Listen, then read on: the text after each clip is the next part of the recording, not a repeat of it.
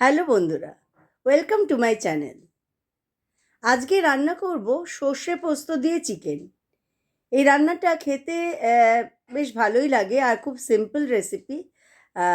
একটু ঝাল ঝাল করে রান্না করা যায়, কিন্তু আমি আজকে একটু কম ঝাল দিয়েই রান্না করব। খুব সিম্পল রান্না, হোপফুলি আপনাদের ভালো লাগবে। আর ভালো লাগলে অবশ্যই ভিডিওটা অনেক অনেক করে শেয়ার করে দেবেন, আমার চ্যানেলের সঙ্গে থাকবেন। যারা ফেসবুক থেকে দেখছেন তারা ফলো করবেন, যারা ইউটিউব থেকে দেখছেন তারা সাবস্ক্রাইব করবেন, আর নতুন বন্ধুরা অবশ্যই আমার চ্যানেলের সঙ্গে যুক্ত হবেন। তাহলে আর দেরি না করে রান্নাঘরে চলে আসছি আর দেখিয়ে দিচ্ছি আমি কি করে সর্ষে পোস্ত দিয়ে চিকেন রান্না করি। আজকে রান্না করব সর্ষে পোস্ত চিকেন। এখানে 1 কেজি চিকেন আছে, একদম ফ্রেশ চিকেন। আর আমি এখানে টক দই নিয়ে নিচ্ছি। জলটা কিন্তু যতটা সম্ভব ড্রেন আউট করে দিচ্ছি, যাতে ঠিক দইটা পাওয়া যায়।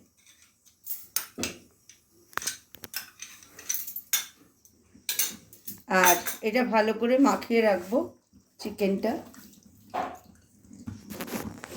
চিকেনটা দই দিয়ে মাখিয়ে রেখেছি, খুব বেশি ম্যারিনেশনের কোনো প্রয়োজন নেই। মিনিট 10-15 আমি মাখিয়ে রেখেছি। আর এদিকে আমি ননস্টিক প্যানে সর্ষের তেলটা গরম করে নিয়েছি, তেলটাও প্রায় গরম হয়ে গেছে। এবার এখানে একটু ড্রাই মশলা দিয়ে দিচ্ছি, শুকনো লঙ্কা, দারচিনি, লবঙ্গ আর 2টো এলাচ।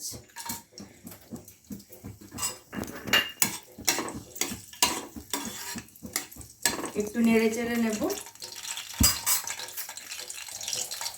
এবার ফ্রেশ ক্যাপসিকাম দিয়ে দিচ্ছি একটু,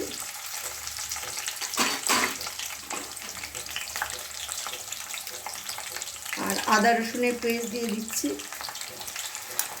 এটা একটু বেশি দিয়েছি। আর 2.5 টিস্পুন। ভালো করে নেড়ে নেব। খেয়াল রাখতে হবে যেন পুড়ে না যায় কোনো ইনগ্রেডিয়েন্ট। এবার দিচ্ছি চপ করে রাখা, মানে এই রকম একটু ডাইস করে কেটে নেওয়া পেঁয়াজ। এখানে 1.5খানা পেঁয়াজ আছে, এটা দিয়ে দিলাম।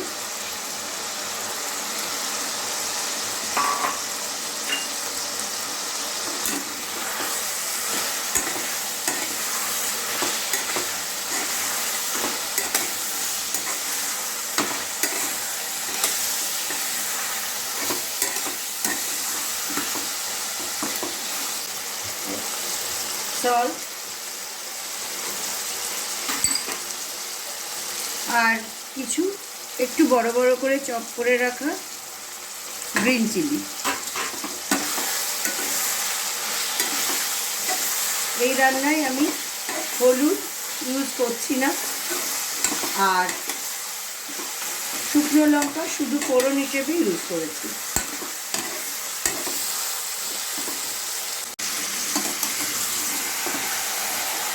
চিকেনটা অন্য ইনগ্রেডিয়েন্টসের সঙ্গে মিশিয়ে দেব। এই রেসিপিটা বাড়িতে খেয়ে দেখবেন, এবং সর্ষের তেলে কিন্তু এটা রান্না হবে, পুরোপুরি সর্ষের তেল। সর্ষের তেলে যে একটা সুন্দর ঝাঁঝ বেরোয়, হ্যাঁ, যে সেইটার জন্য কিন্তু এটার টেস্টটা অনেকটা ডিপেন্ড করে। সেই জন্য একটু ভালো সর্ষের তেল দিয়ে রান্না করলে রান্নাটা খুব ফ্রেশ লাগে এবং সুন্দর একটা গন্ধ বেরোয়। আমরা সর্ষে পোস্ত ইলিশ অনেক খেয়েছি, কিন্তু এটাও কিন্তু রান্না করলে যথেষ্ট সুন্দর লাগে।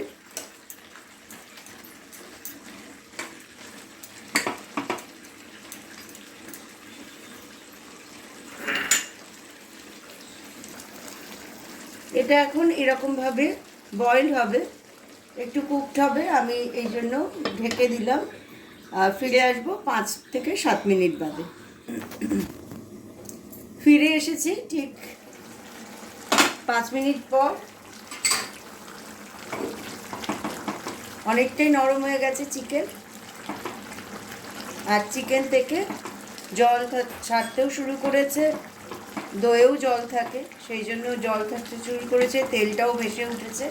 এই রকম যখন থাকবে সেই সময় এখানে আছে সর্ষে আর পোস্ত বাটা, সর্ষে সর্ষে এখানে সর্ষে পোস্ত আর কাঁচা লঙ্কা বাটা আছে। তো মোটামুটি আপনার চিকেনের সঙ্গে প্রপোর্শনেটলি পরিমাণটা নিতে হবে। সর্ষেটা একটু বেশি, পোস্তটা তার থেকে একটু কম, আর কাঁচা লঙ্কা 2 থেকে 3টে। তো এইটা এবার এখানে দিয়ে দেবো। আমার এখানে 1 কেজি চিকেন আছে, সেই জন্য আমি সেই অনুপাতে নিয়েছি। আপনারা বুঝে নেবেন কতটা নিলে ভালো হয়।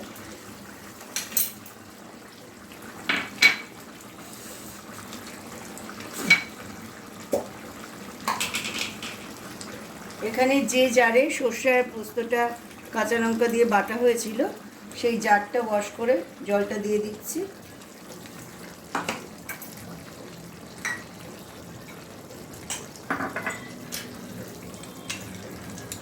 বাটিটাও ওয়াশ করে জলটা দিয়ে দিলাম। আর এখানে কিন্তু সর্ষেটা সাদা সর্ষে নেবে, 3 টিস্পুন সাদা সর্ষে, আর 3 টিস্পুন পোস্ত আমি নিয়েছিলাম, মানে 3 টিস্পুনের একটু কম পোস্ত নিয়েছি। তো সেই অনুপাতেই আমি অন্যান্য ইনগ্রিডিয়েন্টসগুলো দিয়েছি। আর একটু সামান্য লবণ দিয়ে দিচ্ছি, কারণ আমি আজকে চিকেনটা লবণ দিয়ে মাখিনি, যা রান্নার মধ্যে দিয়েছি সেইটুকুই। সর্ষে আর পোস্তর সাথে চিকেনটাকে মিশিয়ে দেব।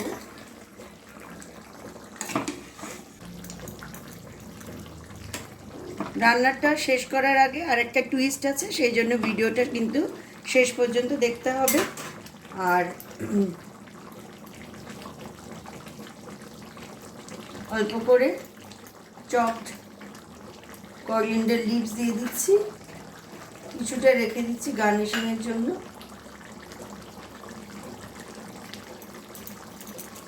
এই ধনেপাতার গন্ধটা খুব সুন্দর লাগবে। আবার ঢেকে দিলাম, আবার 7 মিনিট ওয়েট করব। আর মাঝে মধ্যে চেক করতে হবে যে কতটা হলো। 7 মিনিট হয়ে গেছে, আমি ফিরে এসেছি। এবার দেখব কতটা হলো। অলরেডি নরম হয়ে গেছে চিকেন, রান্না কিন্তু হয়ে গেছে। আর যা জল কিন্তু বেরিয়েছে, এটা আমি অল্প জল অ্যাড করেছিলাম সর্ষে পোস্তর সাথে। আর তাছাড়া কিন্তু যা জল বেরোনো সেটা চিকেন থেকে, দই থেকে বেরিয়েছে, এক্সট্রা কোনো ওয়াটার অ্যাড করিনি। এবার স্বাদটা অ্যাডজাস্ট করার জন্য অল্প একটু চিনি দিয়ে দিলাম। আর সর্ষে পোস্তর সাথে সর্ষের তেলের ঝাঁঝটা আরও একটু এনহ্যান্স করার জন্য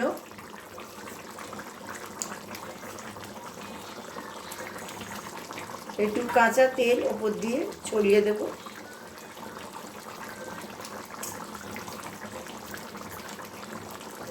এবার ফ্লেমটা অফ করে দিচ্ছি।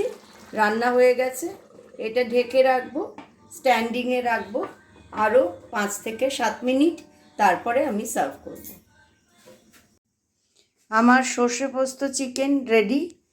খুব সুন্দর ধোঁয়া উঠছে, আর সঙ্গে একটা অপূর্ব গন্ধ।